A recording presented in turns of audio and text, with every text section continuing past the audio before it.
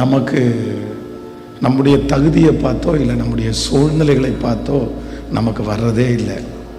ஆண்டவர் நமக்கு ஒரு வாக்கு தத்தத்தை நமக்கு கொடுக்கும்போது அது சில நேரத்தில் நம்புகிற அளவுக்கு கூட இருக்காது. நீங்கள் யோசேப்பனுடைய வாழ்க்கையிலே ஆண்டவர் வாக்கு தத்தத்தை கொடுக்கும்போது அவன் ரொம்ப சின்ன வயசு. அந்த வாக்கு தத்தத்தை சொன்னால் தங்களுடைய சகோதரர்கள் தம் மேலே பொறாமப்படுவாங்கன்ற அந்த நாலேஜ் கூட இல்லை. அந்த வாக்கு தத்தம் எவ்வளவு பெருசு, அந்த வாக்கு தத்தத்தினுடைய தன்மை என்ன அது கூட தெரியல.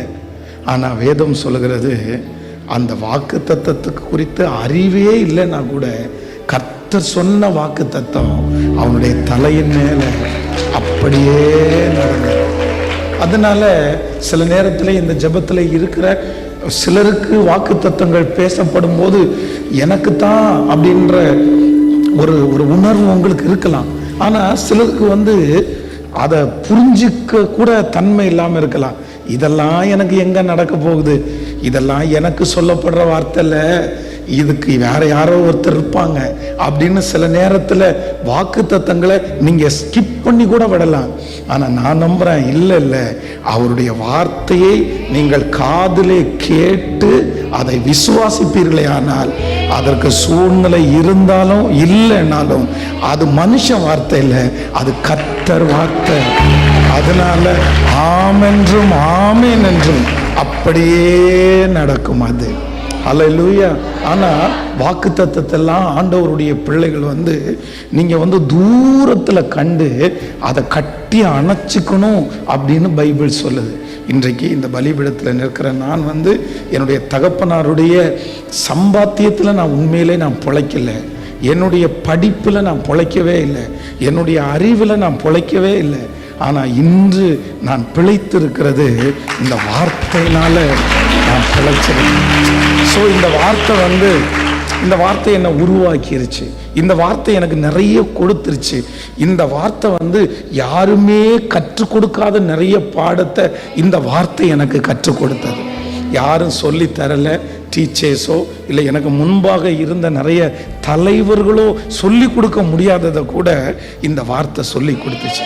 எப்பெல்லாம் பிரசங்கம் பண்ணுறதோ 1000 பேர் சர்ச்சில் இருந்தாலும் அந்த வார்த்தை பலிபீடத்திலேருந்து வரும்போது நான் எனக்கு ஒருத்தனுக்காக தான் எடுத்துக்குவேன், அந்த வார்த்தை அப்படியே புறப்பட்டு அப்படியே எங்கேயும் விழாம முதல்ல என் இருதயத்துக்குள்ள விழுற மாதிரி எனக்கு தான் அந்த வார்த்தையை கேட்கும்போது அழுவேன், அந்த வார்த்தையை கேட்கும்போது சிரிச்சிருக்கிறேன், அந்த வார்த்தையை கேட்கும்போது டான்ஸ் பண்ணியிருக்கிறேன் தனியா. அந்த வார்த்தை உண்மையிலேயே பொய் சொல்லவே இல்லை. அதனால ஆண்டவருடைய பிள்ளைகளே, மனிதன் அப்பத்தினாலே மாத்திரம் அல்ல, தேவனுடைய வாயிலிருந்து புறப்படுகிற ஒவ்வொரு வார்த்தையினாலும் உன் ஆகாரத்தை தண்ணீர்கள் மேல் போடு, அநேக நாட்களுக்கு பின்பு அதனுடைய பலனை காண்பாய். இந்த 21 நாட்களும் ஆண்டவர் உங்க நிலத்துல அந்த விதைய போட்டுட்டாரு. கண்டிப்பா ஒரு நாள் முளைக்கும், கண்டிப்பாய் ஒரு நாள் மரமாய் மாறும், ஒரு நாள் அது கனி தரும். நீங்களும் நானும் சொல்ல வேண்டியதெல்லாம் என்ன அப்படின்னா, நான் நம்புறேன் ஆண்டவரே, 100% நம்புற ஆண்டவரே. ஏன் அப்படின்னா ஆண்டவரை பொறுத்த அளவுல எப்ப வேணாலும் எதை வேணாலும் மாத்துவாரு. ஆமென். அவர் உயர்த்துகிறவரும் தாழ்த்துகிறவருமாயிருக்கிறார். அவரால் முடியாதது எதுவுமே இல்லை. இஸ்ரவேல் ஜனங்கள் செங்கடலுக்கு முன்பாக போய் நிற்கும் போது இந்த இடத்துல ஒரு வழி இருக்கும்னு யாராவது கெஸ் பண்ணிருப்பாங்களா? இதுக்கு முன்னாடி அந்த மாதிரி யாருக்காவது அப்படி நடந்திருக்குதா? எதுவுமே இல்லை. ஆனா முடிஞ்சதுக்கு அப்புறம் தான் தெரியுது அங்க அவ்வளோ பெரிய வழி இருக்கிறது. சில நேரத்தில் பிரச்சனைக்கு முன்பாக உங்களுக்கு நிற்கும் போது அங்க எந்த வழியுமே உங்க கண்ணுக்கு தெரியாது. அங்க வழி இருக்கிறது மாதிரி ஒரு சின்ன எவிடன்ஸ் கூட அந்த இடத்துல இருக்காது, இல்ல ஒரு நாலேஜ் கூட இருக்காது. இதுக்கு முன்னாடி அந்த மாதிரி பிரச்சனையில இருந்த நிறைய பேருக்கு அந்த வழி திறந்திருக்காது. ஆனா ஆண்டவர் உங்க கூட இருப்பாரானால் வழியே இல்லாத இடமா இருந்தாலும் உங்களுக்காக வழியை திறப்பதற்கு கர்த்தர் வல்லவரா இருக்கிறார். இந்த உலக வரைபடத்துல 8 8 திசை இருக்காமா, 8 திசை. ஆண்டவர் சொல்றாரு, ஒரு வழி உனக்கு அடைந்தால் கர்த்தர் நமக்காக என்ன பண்ணுவாராமா, 7 வழி. அப்ப நான் வந்து கேட்டேன், ஆண்டவரே 8 திசை இருக்கிறாங்களே, அப்ப இன்னொரு திசையில என்ன அப்படின்னு. அப்ப ஆண்டவர் எனக்கு சொல்லி கொடுத்தாரு, இன்னொன்னுலதான் நான் நிக்கிறேன்ல, நானே வழியும் சத்தியமும். அதனால நான் நம்புறேன், நமக்கு எந்த பாதையும் யாருமே கர்த்தர் திறந்த பாதையை அடைக்கவே முடியாது. உங்களுக்கு முன்பாக ஒரு தடை இருக்கலாம், பல ஆண்டுகளாக இருக்கலாம். நான் நம்புறேன் அது தடைன்னு நினைக்காதீங்க. அதுல ஆண்டவர் உங்களை கடக்க பண்ணணும்னா அந்த தடையை எடுத்திருப்பார். இப்ப ஆண்டவர் வந்து வெயிட் பண்ண சொல்றாரு.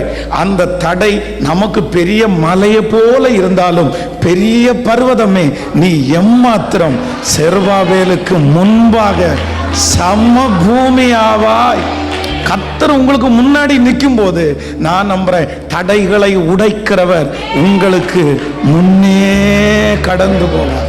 ஸோ அந்த காலம், அந்த நேரம் வரும்போது நான் நம்புறேன், நீங்க ரோடெல்லாம் போட வேண்டாம், நீங்க கோடெல்லாம் போட வேண்டாம். சிலர் சொல்லுவாங்க, நீங்க கோடு போட்டாதான் ஆண்டவர் ரோடு போடுவாருன்னு. அப்படியெல்லாம் கிடையவே கிடையாது. அவர் கோடும் போடுவாரு, அவர் ரோடும் போடுவாரு. இந்த யுத்தம் உங்களுடையது அல்ல, இந்த யுத்தம் என்னுடையது. நீங்க சும்மா இருங்க.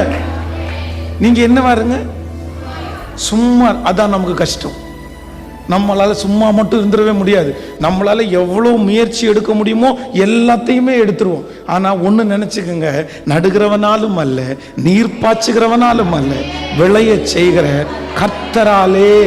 சில நேரத்தில் ஆண்டவருடைய பிள்ளைகள் எப்படி தான் இருக்கணும் அப்படின்னா, அவர் திறக்கிற வரைக்கும் நம்ம வந்து சும்மா தான் இருக்கணும். நீங்க நம்ம நிறைய நேரத்தில் மாம்சத்தில் பிரயாசப்படுவதற்கு பிசாசு உங்களை உந்தி தள்ளிட்டே இருப்பான். நீ எடு, நீ முயற்சி எடு, நீ யாரையாவது ஒருத்தரை போய் பாரு, நீ ஏதாவது ஒரு காரியத்துக்காக வழக்காடு, நீ இப்படி இருந்தா எப்படி. நான் நம்புறேன், நம்முடைய யுத்தம் மாம்சத்தோடும் இரத்தத்தோடும் அல்ல, அந்தகார லோகாதிபதிகளோடும் துரைத்தனங்களோடும் நமக்கு போராட்டம் உண்டு. அப்போ நீங்க போராடவே கூடாது. இன்று காலையில நான் எழும்பினதிலிருந்து ஆண்டவர் உங்களுக்கு சொல்லி தரணும்னு சொன்னது, நீங்க போராடாதீங்க, நீங்க போராடாதீங்க, நீங்க வழக்காடாதீங்க. நான் என்ன நம்புறேன்னா, கர்த்தர் சொல்றது, நான் உனக்காக வழக்காடுவேன். அதான் தேவனுடைய மனுஷன் சொல்லும் போது சொல்கிறான், இந்த ஏராளமான கூட்டத்திற்கு முன்பாக நிற்கிறதற்கு எங்களுக்கு பலன் இல்லை, போகிற வழி இன்னதென்று எங்களுக்கு தெரியாது. ஆனா நாங்க யாரையே நோக்கி பார்க்கிறோம்னா, உங்களையே நோக்கி பார்க்கிறோம். நான் நம்புறேன், அத்தனை லட்சம் அவனுக்கு முன்பாக இருந்தாலும் ஜெயத்தை கர்த்தர் தந்தாரா இல்லையா? தாவீது வந்து சவுல் ராஜா அவனுக்கு முன்னாடி இருக்கிறாரு. இவங்க குகைக்குள்ள இருக்காங்க, இவனோட ஒரு டீம் இருக்காங்க. அவங்க என்ன சொல்றாங்க அப்படின்னா, இது உனக்கு சரியான நேரம். இந்த நேரத்தை வாக்கிய பண்ணினது யாரு? கர்த்தர்.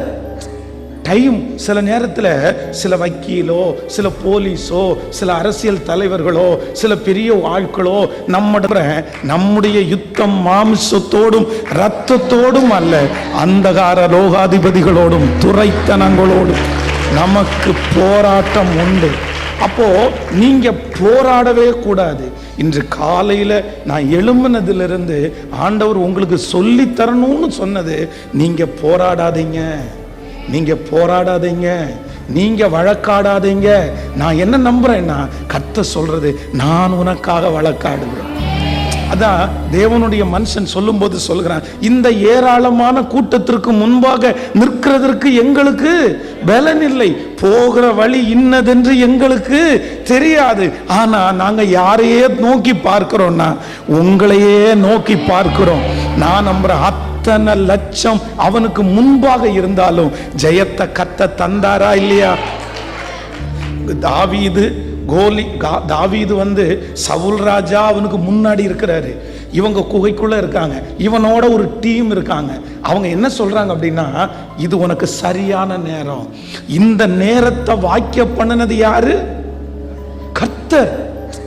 டைம் சில நேரத்தில் சில வக்கீலோ, சில போலீஸோ, சில அரசியல் தலைவர்களோ, சில பெரிய ஆட்களோ நம்ம இடத்துல வந்து அந்த பிரச்சனைக்காக நான் உனக்கு ஹெல்ப் பண்றேன்னு சொல்லும்போது நம்ம நிறைய பேர் நினைப்போம், கர்த்தரே அனுப்பியிருக்காரு சண்டை போடுறதுக்கு, கர்த்தரே அனுப்பியிருக்காக வழக்காடுறதுக்கு. கேஸை போடுறான், இயேசு வழியை திறந்தா இருப்பாரு, என் ஜெபத்தை கேட்டு ஒரு தூதனை அனுப்பின மாதிரி இந்த அரசியல் தலைவரை அனுப்பிட்டாரு. நான் நம்புறேன், இல்லை சில நேரத்தில் நமக்கு இப்படி தான் மதீனமாக நம்ம செயல்படுவோம். யாராவது ஒருத்தர் நமக்கு ஹெல்ப் பண்ண வரும்போது சிலர் அவங்களே பிடிச்சிக்குவாங்க பாருங்க, அவங்கள கடவுளை அனுப்புற மாதிரி கர்த்தரை மறந்துடுவாங்க, அவங்கள பிடிச்சிருவாங்க. ஆனால் ஒன்று நினைத்து கொள்ளுங்க, எப்பவுமே மனுஷனோட போராடுறதுக்கு நீங்க தூரத்தில் தான் நிற்கணும். நீங்கள் அமர்ந்திருந்து நானே தேவன் என்று அறிந்து கொள்ளுங்கள். முடிஞ்ச வரைக்கும் 90% நீங்க பதிலே சொல்லக்கூடாது. ஆமேன். கேட்கல? பதிலே சொல்லக்கூடாது, பதிலே சொல்லக்கூடாது. ஆனா உங்க நாக்க புடுங்கிறதுக்கு, உங்க வாயை புடுங்கிறதுக்கு தொண்டை வரைக்கும் வார்த்தை வந்தா கூட அப்படியே முழுங்கிட்டு அமைதியா சரி நீங்கள் அமர்ந்திருந்து இப்படி மட்டும் இருங்க. நான் நம்புறேன் உங்க எதிரிக்கு முன்பாக கர்த்தர் உங்கள் தலையை உயர்த்துவதற்கு. ஆமேன் சொல்லுங்கள். கர்த்தர் வீட்டை காவாராகில் காவலாளர் விழித்திருக்கிறது விருதா, விருதா. நம்ம நம்முடைய சுயத்துல போராடுறது, மாம்சத்துல போராடுறது எப்பவுமே நமக்கு டேஞ்சர் தான். மனைவியினிடத்துல கூட மாம்சத்துல போராடக்கூடாது, கணவனாரிடத்துல மாம்சத்துல போராடக்கூடாது, நமக்கு கீழே வேலை செய்யறவங்கள்ட்ட கூட மாம்சத்துல போராடக்கூடாது. எனக்கு அதிகாரம் இருக்குது, எனக்கு நான் தான் சம்பளம் கொடுக்கிறேன், அவங்க எனக்கு வேலையாளு அப்படின்னு நினைச்சிடக்கூடாது. சத்துரு எங்க இருந்து யார் மூலமா கிரியை செய்கிறான்னே தெரியாது. அதனால எப்பவுமே மாம்சத்துல எந்த முடிவையும் ஆண்டவருடைய பிள்ளைங்க என்ன பண்ணக்கூடாதுன்னா, அது லேட்டானா கூட பரவாயில்ல, இல்ல இந்த இடத்துல இந்த பதில் சொல்லலைன்னா நமக்கு அது காரியம் மாறிடும். நான் நம்புறேன், ஆண்டவர் ஒரு புள்ளிய வச்சாருன்னா அதை மாற்றுறதற்கு அதிகாரம் ஒருவருக்குமே கிடையாது. ஸோ இன்றைக்கு இந்த ஞாயிற்றுக்கிழமை ஆராதனையில் நான் ஒரே ஒரு ஜெபம் மட்டும் நீங்கள் பண்ணணும். ஆண்டவரே, இனி நான் மாம்சத்தில் நான் முயற்சி எடுக்க மாட்டேன். எனக்கு தெரியும் இந்த ஜெபத்தில் யாரோ ஒருத்தர் நீங்கள் மாம்சத்தில் முயற்சி எடுத்து தோற்று போய் வந்திருக்கிறீங்க. நல்லா நினச்சிக்குங்க, எவ்வளவு பெரிய மனுஷனாக இருந்தாலும் நம்ம வாழ்க்கையில் ஒரு காலகட்டத்துக்கு மேலே நம்ம கூட நிற்க முடியாது. நமக்கு உதவி செய்ய கேட்கல, நமக்கு உதவி செய்ய முடியாது. அது அவங்க எவ்வளவு பெரிய ஆட்களா வேணாலும் இருக்கலாம், எவ்வளவு பெரிய அரசியல்வாதிகளா வேணாலும் இருக்கலாம், ஆனா நிக்க முடியாது, நிக்க முடியாது. நீங்க தனியா தான் டிராவல் பண்ண வேண்டியது இருக்கும், நீங்க தனியா தான் போக வேண்டியது இருக்கும். சில நேரத்தில் நம்ம பண்ற மதியினை என்ன தெரியுமா, இவங்க போய் நின்னா சரியாயிரும் நினைப்போம். ஆனா அவங்க போய் நின்னா 90 பேருக்கு சரியாயிரும், 99 பேருக்கு சரியாயிரும். ஆனா உங்களுக்கு மட்டும் சரியாகாது. ஏன் அப்படின்னா ஆண்டவர் சொல்வாரு, நான் தானே உனக்கு சரி பண்ணணும். இன்னொன்னு, மனிதன் சில நேரத்தில் சரி பண்ணுவதும் நமக்கு டேஞ்சர் தான். 100% அவங்களால சரி பண்ண முடியாது. ஆனா கர்த்தருடைய ஆசீர்வாதமே ஐஸ்வர்யத்தை தரும், அதனோடு அவர் வேதனையை, அப்படின்னா அவர் செய்கிறத செய்து முடிக்கிறதற்கு வல்லவரா இருக்கிறார். ஆமேன். எத்தனை பேர் தீர்மானம் எடுக்கிறீங்க, நான் இனி மாம்சத்தோட? யாரோ ஒருத்தருக்கு ஆண்டவர் பேசுறாரு, வேண்டாம் மகனே, நீ விட்டுரு, நீ போராடாத, நீ வழக்காடாத, நீ சண்டை போடாத, நீ அமைதியா இரு, நீ எதுவும் பண்ண வேண்டாம். இதுவரையிலும் நீ வழக்காடுனதுனால நடக்கல. சில நேரத்தில் நம்ம என்ன நினைப்போம் அப்படின்னா, 2 வார்த்தை பேசினாதான் நல்லா இருக்கும், இல்லை அப்படின்னா நம்ம தப்பு பண்ணது மாதிரி ஆயிருமே, நம்ம தப்பு பண்ணது மாதிரி ஆயிருமே. இல்லை, நான் ஒன்று நினைக்கிறேன், உங்களை தப்பான்னு நினைக்கணும்னு நினைக்கிறவங்க நீங்க எவ்வளவு நல்லா சொன்னாலும் உங்களை எப்படி தான் நினைக்க போறாங்க.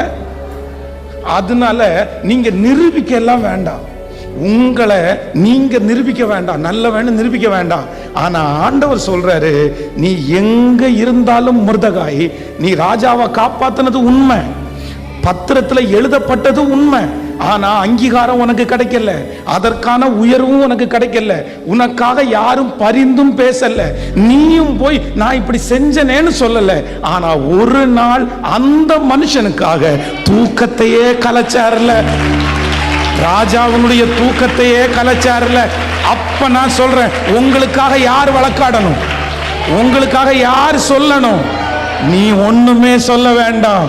கர்த்தர் உங்களுக்கு உதவி செய்யணும்னு நினைச்சாருன்னா ராஜாவினுடைய தூக்கத்தை தட்டி எழுப்ப பண்ணுவார். அங்க உங்களுக்காக கிரியை செய்வார்.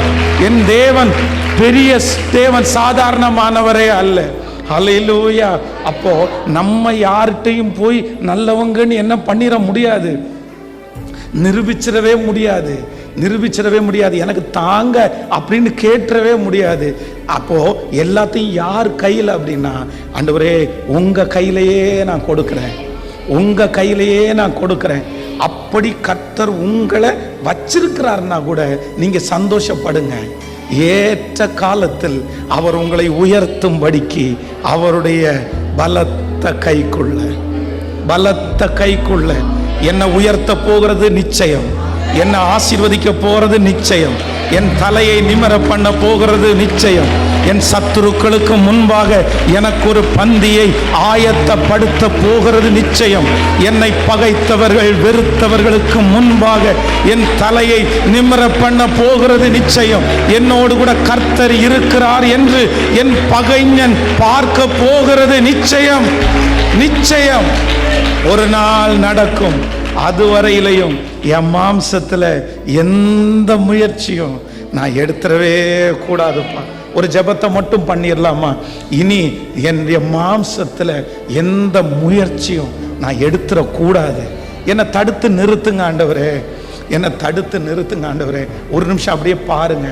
எனக்கு இந்த பலிபீடம் ரொம்ப பிடிக்கும், இந்த பலிபீடம் ரொம்ப பிடிக்கும். நான் நிறைய நேரத்தில் ரொம்ப களைப்பாக இருக்கும்போது ஒரு பேனரை தூக்கி அப்படியே வச்சுட்டு இங்கேயே படுத்து தூங்குவேன். நான் ரொம்ப அழுதுருக்கிறேன். என்னுடைய குடும்பத்தை கட்டுவதற்கு கூட நான் இந்த பலிபீடத்தை பிடிச்சி கெஞ்சி இருக்கிறேன். என் மனைவியை நடத்துறதுக்கு எனக்கு கிருபை வேணும், என் பிள்ளைகளை நடத்துறதுக்கு எனக்கு கிருபை வேணும். எல்லாத்தையும் இங்கே தான் பெற்றுக்கிட்டு இருக்கிறேன். எல்லாமே இங்கே தான் எனக்கு உதிக்கப்பட்டிருக்கிறது. அப்போ ஒரு தேவனுடைய பிள்ளை சண்டை, சமாதான குறைவு, பிரச்சனைன்னு வந்த உடனே அம்மாவுக்கு ஃபோன் பண்ணலாமா, அப்பாவுக்கு ஃபோன் பண்ணிடலாமா, அவங்கள்ட்ட சொல்லிடலாமா, இவங்கள்ட்ட நிறைய அப்பாங்களுக்கு அம்மாங்களுக்கு பிள்ளைங்க மேலே பாசம். என்ன சொல்லுவாங்க தெரியுமா? ஏதாவது ஒன்றுன்னா எனக்கு, ஆமாம் இவர் பெரிய கலெக்டர், உடனே அவர் வந்துடுவார்.